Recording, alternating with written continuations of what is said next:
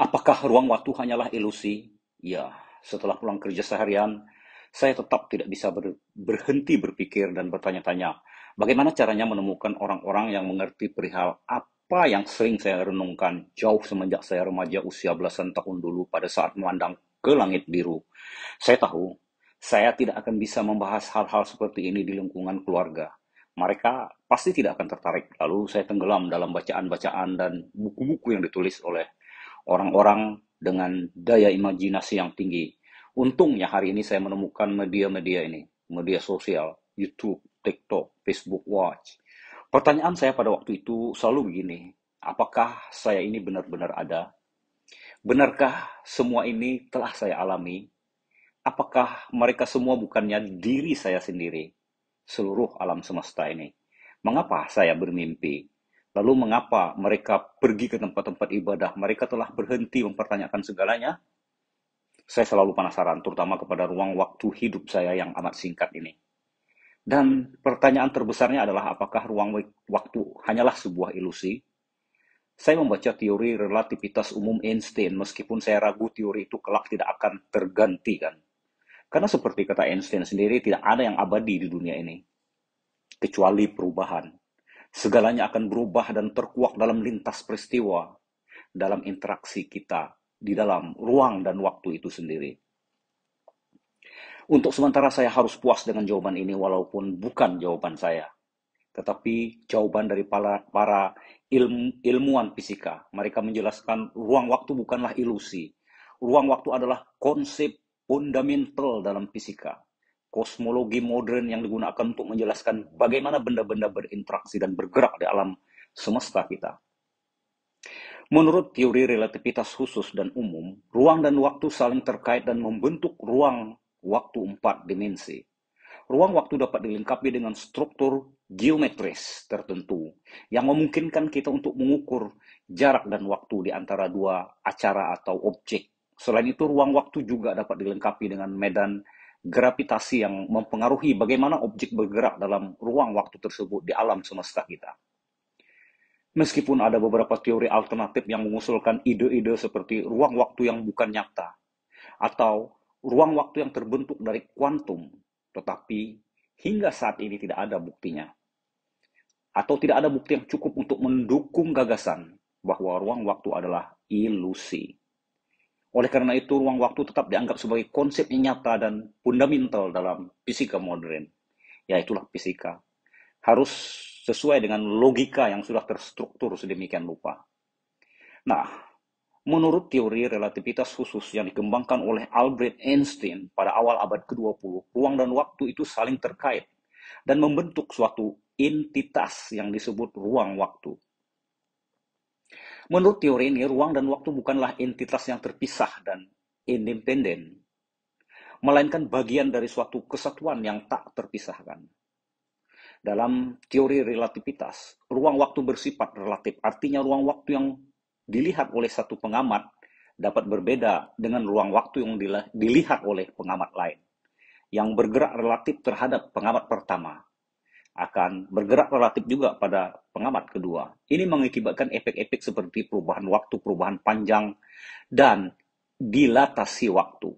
Jadi, meskipun konsep ruang waktu mungkin sulit untuk dimengerti dan tidak selalu sesuai dengan pengalaman kita dalam kehidupan sehari-hari, tapi dalam fisika modern, ruang waktu dianggap sebagai entitas yang nyata dan bukanlah sebuah ilusi. Jadi kalau ada yang mengatakan sebuah ilusi, fisika sudah membantahnya. Bicara tentang ruang waktu mengingatkan kita impian dan hasrat manusia untuk hidup abadi, atau setidaknya memiliki kemampuan menyintas dan melakukan perjalanan antar ruang dan waktu. Misalnya, dari masa ke masa, dari masa kini ke masa lalu, atau dari masa kini ke masa depan. Tetapi apakah itu mungkin menurut teori relativitas Albert Einstein? Kita bicara tentang ruang lingkup ilmiah yang paling sederhana yang sejauh ini, hanya ini saja yang mampu saya mengerti. Bahwa tidak ada bukti ilmiah yang menunjukkan bahwa perjalanan waktu itu mungkin dilakukan.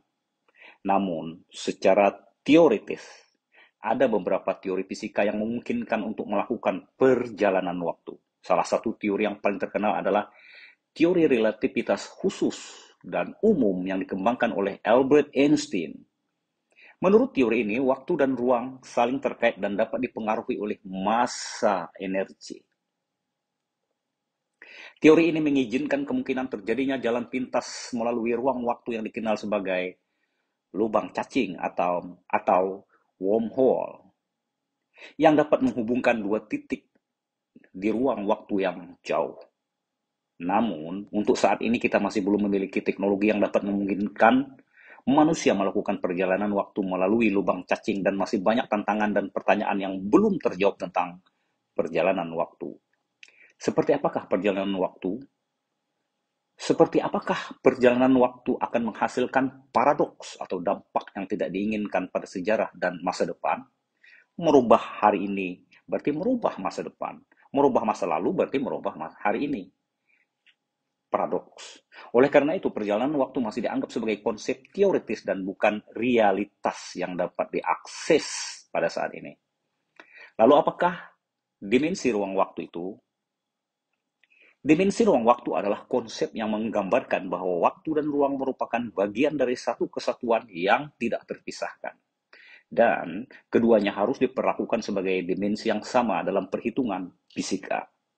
Secara khusus, dimensi ruang waktu mengacu pada 4 dimensi yang membentuk kerangka referensi bagi peristiwa dalam alam semesta, yaitu 3 dimensi ruang dan 1 dimensi waktu. Dalam fisika, dimensi ruang biasanya dinyatakan sebagai 3 dimensi yang dapat diukur dengan jarak atau koordinat sumbu X dan sumbu Y dan sumbu Z. Sedangkan dimensi waktu dinyatakan sebagai waktu yang dibutuhkan untuk sebuah peristiwa terjadi, biasanya dinyatakan dalam satuan waktu seperti detik atau tahun. Dalam teori relativitas Einstein, dimensi ruang waktu tidaklah tetap, melainkan berubah tergantung pada kecepatan benda dan medan gravitasi yang terlibat. Hal ini disebut sebagai relativitas waktu dan relativitas ruang, di mana waktu dan ruang dapat bervariasi relatif terhadap benda-benda yang kita amati. Secara umum, konsep dimensi ruang waktu sangat penting dalam pemahaman fisika modern, terutama dalam bidang relativitas dan fisika partikel. Konsep ini memungkinkan para ilmuwan untuk memahami dan merumuskan hukum-hukum fisika dalam kerangka yang lebih komprehensif, serta memperluas pemahaman manusia tentang alam semesta dan fenomena yang terjadi di dalamnya. Akan tetapi, banyak teori yang mengatakan bahwa perjalanan ruang waktu itu adalah mungkin. Dan suatu hari manusia akan mencapai tingkat kecerdasan tingkat tinggi dengan pencapaian teknologi taraf alam semesta. Pada dasarnya kita bebas saja berimajinasi sampai ke batas liar.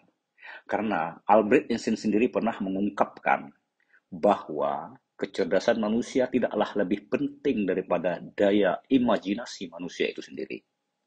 Manusia, mungkin saja suatu hari kita dapat menyaksikan dilatasi waktu dan mengalami perjalanan waktu di dalam ruang waktu alam semesta yang akbar ini. Mungkin saja pengalaman seperti di dalam film Interstellar akan menjadi pengalaman yang tidak aneh bagi umat manusia di masa depan. Well, saya tidak yakin akan banyak yang menonton konten video ini, tapi saya percaya pada banyak. Ada banyak orang yang mengerti jalan pikiran sendiri jauh dari apa yang selama ini saya bayangkan. Oke, sampai jumpa lagi di topik yang lebih menarik pada kesempatan berikutnya. Wassalam dari saya, salam dari channel Edit Vlog Tema. Sampai jumpa lagi.